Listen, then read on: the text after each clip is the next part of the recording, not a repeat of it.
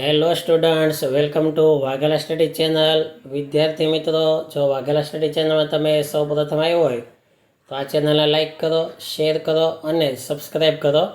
તેમજ bell icon button દબાવી દો જેથી કરીને આ ચેનલના તમામ નોટિફિકેશનો તમારા સુધી ઝડપથી પહોંચી જાય. વિદ્યાર્થી મિત્રો, તમને ખ્યાલ હશે કે સમગ્ર ગુજરાતમાં વાઘેલા સ્ટડી ચેનલમાં ખૂબ જ સરસ સોલ્યુશન આપવામાં આવે છે અને વિદ્યાર્થીઓને એમ લાગે છે કે પોતાની રીતે સોલ્યુશન ગોતતા હોય અને ઇઝીલી પાકું કરી શકે એવો અહેસાસ થાય છે. હવે આજે આપણે ગુજરાતી વિષયનું સોલ્યુશન લેવાનું છે. તો વિદ્યાર્થી મિત્રો, તમને ખ્યાલ ન હોય તો જાણ કરી દઉં કે ગુજરાતી વિષયનું અઠવાડિયા પહેલાં જ તે સેક્શન ડી, ઈ અને એનું સોલ્યુશન અપાઈ ગયેલું છે. ડી ને ઈમાં નિબંધ આપી દીધેલા છે, અહેવાલો અપાયેલા છે, વિચાર વિસ્તારો અપાયેલા છે, ફકરાના સવાલ જવાબ, કાવ્યના સવાલ જવાબ બધું અપાયેલું છે. બરાબર, તમે ન જોયું હોય તો તમે અઠવાડિયા પહેલાંના તે વિડીયો જુઓ તો તેમાં વિભાગ એ, ડી અને ઈ બધું સોલ્યુશન અપાયેલું છે.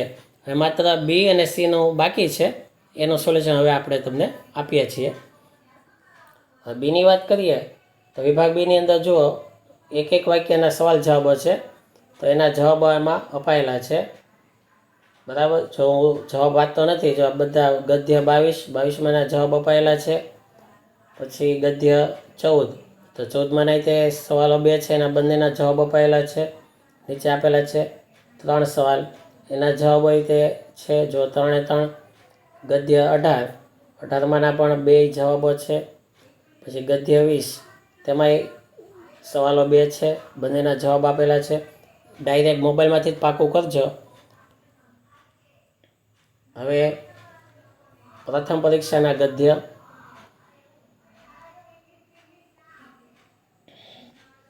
જો ગદ્ય 2, 8 અને 10, તેના 6 સવાલો છે. 6ના જવાબો છે. જો પહેલાનો જવાબ ધૂમકેતુ, બીજાનો પોસ્ટ ઓફિસ, ત્રીજાનો ઝવેરચંદ મેઘાણી, ચોથો નવલિકા, 5 હાસ્ય નિબંધ, 6 જ્યોતિન્દ્ર દવે. ત્યારબાદ આ દ્વિતીય પરીક્ષાના અભ્યાસક્રમમાંથી MCQ છે.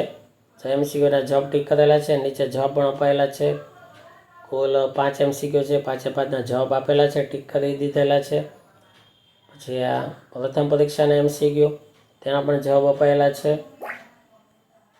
તેમજ આ ત્રીજો, ચોથો, 5મો, 6, 7, 8, 9, 10 MCQ, 11, 12, 13ના જવાબ આપેલા છે. તો આ મોબાઈલ વિડીયો પોઝ કરીને પાકા કરજો.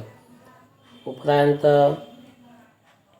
ગદ્ય 24, તેમાં પણ એક એક વાક્યના સવાલો છે, ટૂંકા સવાલો. જો સવાલ પહેલો છે કે બાએ લાપસી શા માટે રાંધી હતી, તો જવાબ કે લેખક મેટ્રિકની પરીક્ષા આપવા જતા હતા એટલે બાએ 2 પૈસા ઉછીના ઉધાર કરીને લાપસી રાંધી હતી. બીજો સવાલ, બાએ દીકરા દીકરીને કેવી રીતે ભણાવ્યા હતા, જવાબ બાએ પારકા દરણા કરીને, કોઈના કપડાં ધોઈને કે પારકા વાસણ ઉટકીને એમના દીકરા દીકરીને ભણાવ્યા હતા. એવી રીતે જો 26માના સવાલો, 3 સવાલ છે, એના જવાબ આપેલા છે. ગદ્ય 27માના 3 સવાલો. જો RTOનું પૂરું નામ શું છે, જવાબ રિજિયોનલ ટ્રાન્સપોર્ટ ઓફિસ. બીજો સવાલ, ઓવરટેક એટલે શું, તો જવાબ આપણા વાહનની આગળ ચાલતા વાહન કે વ્યક્તિને પાર કરીને તેનાથી આગળ વાહન લઈ જવાની ક્રિયાને ઓવરટેક કહે છે. પછી ત્રીજો સવાલ, રિફ્લેક્ટિંગ ટ્રાફિક વોર્નિંગ ટ્રાયેંગલ ક્યારે મૂકવું જોઈએ. ગદ્ય 29, તેના 2 સવાલ, તેના જવાબો. પછી જો ત્રીજો સવાલ, તેનો જવાબ કે ભગવાનને પ્રિય ભક્તના 5 ગુણો જણાવો, તો જવાબ ભગવાનને પ્રિય ભક્તના 5 ગુણો: દ્રઢ વૈરાગ્ય, મોહમાયા રહિત, દ્વેષ રહિત, તૃષ્ણા ત્યાગી, સમદ્રષ્ટિ, કપટ રહિત, વણલોભી. ગદ્ય 6, તેના 2 સવાલો. ગદ્ય 10, તેના 3 સવાલો અને તેના પણ જવાબ અપાયેલા છે. પછી આ પ્રથમ પરીક્ષાના અભ્યાસક્રમના સવાલો. હવે આ સવાલના જવાબ નથી આપેલા, તેના જવાબ મેં આમાં આપેલા છે. એટલે તમારે કોઈ પણ એક પણ પ્રશ્ન લોસ નથી જવાનો. 80માંથી 80 ગુણની તૈયારી આપણા વિડીયોમાંથી થઈ જવાની છે. 6 સવાલો છે, પહેલો, બીજો, ત્રીજો, કુલ 10 સવાલો છે. હવે 10એ 10ના જવાબો તમને હું આપું છું. અસાઇનમેન્ટ એવું લાગે સવાલ માટે ખુલ્લી રાખજો. 6 10એ 10ના જવાબો. તો પહેલો સવાલ હતો કે લેખકે સર્વ ઇન્દ્રિયોમાં જીભનું સ્થાન વિશિષ્ટ શાથી ગણાયું છે? તો આ એનો જવાબ. વિડીયો પોઝ કરી અને પાકું કરજો. બીજો સવાલ, જીભ ઉપર મનુષ્યની સત્તા છે તેમ શા પરથી કહી શકાય? આ એનો જવાબ. ત્રીજો સવાલ, લેખક જીભને જ્ઞાનેન્દ્રિય તથા કર્મેન્દ્રિય સાથે શા માટે સરખાવે છે? તો આ એનો જવાબ બીજો. ચોથો, ચીભડા ઉગાડવા જમકું અને જમનને કરવી પડતી મહેનત ક્યારે સાંભળી આવી? તો એનો જવાબ. પાંચમો, ખેસધારી વેપારીએ સુમનલાલને શા માટે થોભી જવા કહ્યું? છઠ્ઠો સવાલ, જયશંકર પોતાના અભિનયની ગૂંચો શી રીતે ઉકેલતા હતા? સાતમો જવાબ, ભાઈએ અમુને લગ્નમાં શી ભેટ આપી હતી?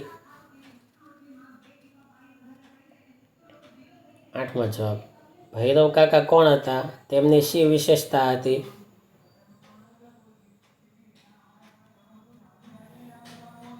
નવમો સવાલ, અલી ડોસાએ લક્ષ્મીદાસને કઈ ભલામણ કરી હતી? શા માટે? 10મો સવાલ, સ્નેહ અને વિરહ શબ્દો અલી ડોસાને ક્યારે સમજાય છે? હવે સવાલો એની પછીના જો.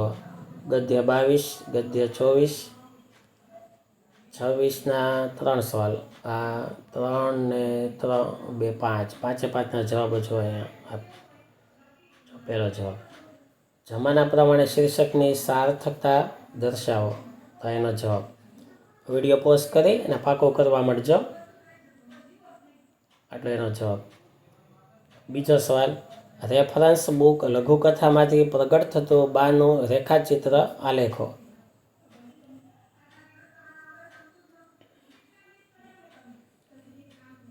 પછીનો સવાલ, ધોરીએ બળદ શાથી વેચી દીધા? તેના પૈસાનો તેણે શું કર્યું? પછી બીજો, લેખક ધોરી વિશે મનોમન શું વિચારે છે? અને આ ત્રીજો, ધોરીની પ્રવૃત્તિઓ વિશે નોંધ લખો. આ બધા વિડીયો પોઝ કરી અને પાકા કરી નાખજો. ત્યારબાદ ગદ્ય 14ના 2 સવાલ, ગદ્ય 16નો 1 સવાલ, 18માના 2 સવાલ અને 20માના 1 સવાલ. દરેકના જવાબો જો. કર્મનો હિસાબ દરેકે ચૂકવવો જ પડે છે. આ વિધાન વાત એક શાપની કૃતિના આધારે સમજાવો. બીજો સવાલ, રમણીકલાલના જીવનની પૂર્વાર્ધ અને ઉત્તરાર્ધની સ્થિતિનું વર્ણન કરો. પછી કે શાસ્ત્રી અજાત શત્રુ વિદ્વાન હતા. આ વિધાન સમજાવો. પછી માનવ સામાજિક અને સંવેદનશીલ જીવ છે. આ વિધાન હુકમ માલિક એકાંકીના આધારે સમજાવો. તો જો એના જવાબમાં હુકમ માલિક એકાંકીનો અધિકાર સામાજિક જીવ છે. તે સમાજની વચ્ચે રહેવા માગે છે. પોતાના સુખ દુઃખમાં મિત્રોને સહભાગી કરવા માગે છે. પરંતુ કમનસીબે તેનો પનારો જીન સાથે પડ્યો છે. યંત્રવત કામ કરનારો જીન તદ્દન લાગણીશૂન્ય છે. તે જીનથી કંટાળી ગયો છે. ઘરમાં તેના અને જીન સિવાય બીજું કોઈ નથી. તે ખાવા પીવાનો, સારા કપડાં પહેરવાનો, બૂટ પહેરવાનો, નાચગાન જોવાનો શોખીન છે. પણ તમામ શોખ માત્ર ઘર સુધી જ સીમિત રહે છે. એ વાત તેને મનમાં ખૂંચે છે. તેને ઘરની 4 દિવાલ વચ્ચેનું જીવન અકારું, નીરસ, કંટાળાજનક લાગે છે. તે જીનથી છૂટવા માગે છે. જીનની શરતના કારણે તે ઘરમાં કોઈને બોલાવી શકતો નથી. આ એના જીવનની કરુણતા છે. આમ અનેક સુવિધા હોવા છતાં અધિકાર સમાજથી મિત્રોથી વિખોટો પડી ગયો છે. એ માણસોને ઝંખે છે, પણ એની ઝંખના અધૂરી રહે છે અને અંતે તેના મૃત્યુનું કારણ એ બને છે. આ જ દર્શાવે છે કે માનવ સામાજિક અને સંવેદનશીલ જીવ છે. ત્યારબાદ આ બીજો જવાબ. જો હુકમ માલિક એકાંકીના અંત વિશે ચર્ચા કરો, અથવા તો હુકમ માલિક કૃતિમાં જીન અને અધિકારમાંથી સાચો અધિકારી કોણ છે, શા માટે, સમજાવો.